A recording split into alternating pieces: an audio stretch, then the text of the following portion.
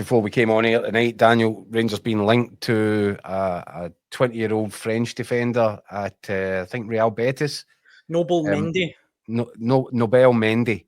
Yep. And apparently very highly rated, and apparently, yes, the interest is keen, and there has been contact between the clubs. Rangers making clear that basically sticking down a note of interest in him.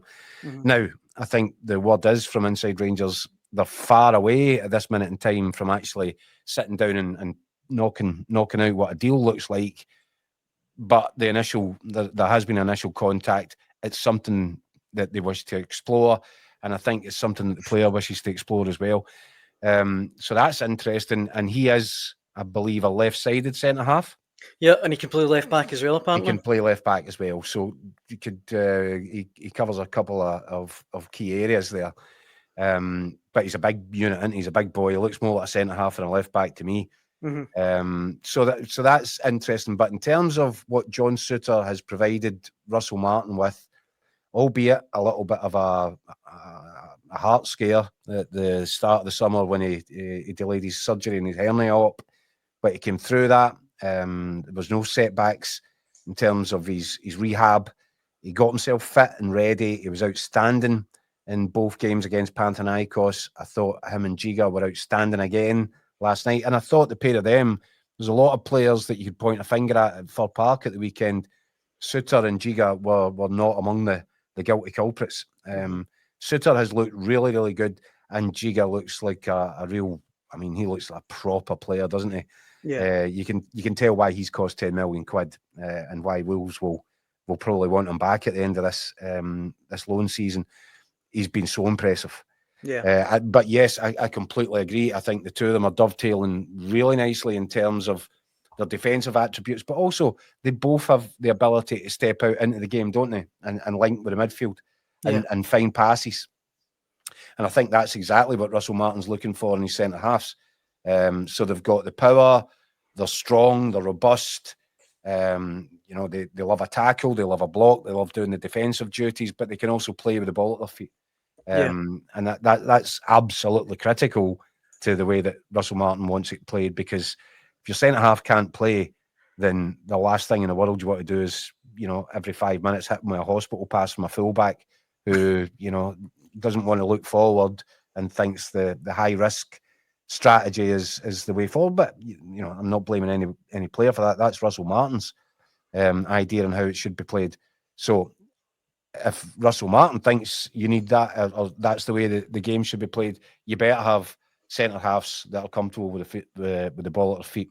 And John Souttar and Giga, yeah, I agree. I think that there is the makings there of a really strong, central defensive partnership, and it's just another part of that team where maybe it was the first part that looked as if it might be acceptable in terms of what Rangers were going to require for the season ahead. I think the two of them have been solid performers when other areas in the team haven't been. They're coming on with each game, you can see it. But then on last night there was performances from all over the pitch that as we discussed in the show last night, and I know we got a good audience on last night, even though it was such a late one, Dan. I think the Rangers fans, what we could sense from the reactions we were getting after the game, there's a lot of excitement out there. There's a lot of reasons for them to feel excited.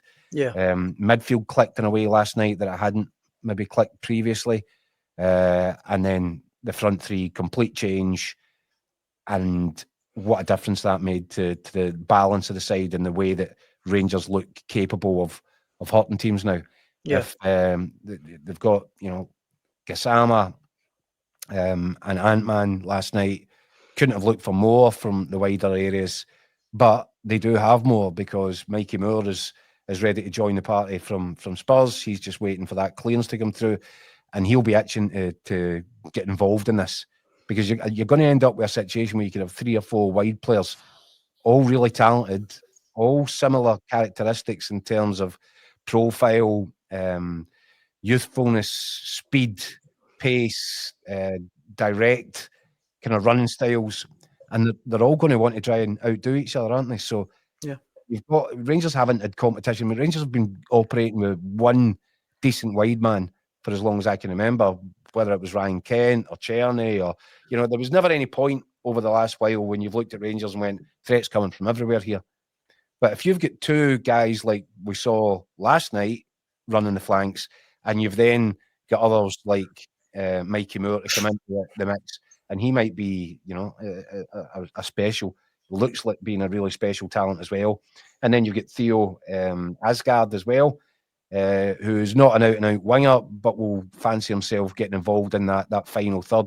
So there's a lot of options there that weren't there, and I can completely understand why Rangers fans, having watched that last night, will suddenly think, there is a sign here that Russell Martin is moving them in the right direction.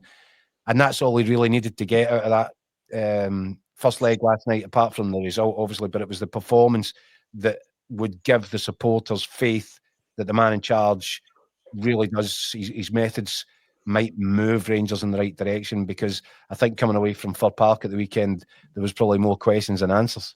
Yeah.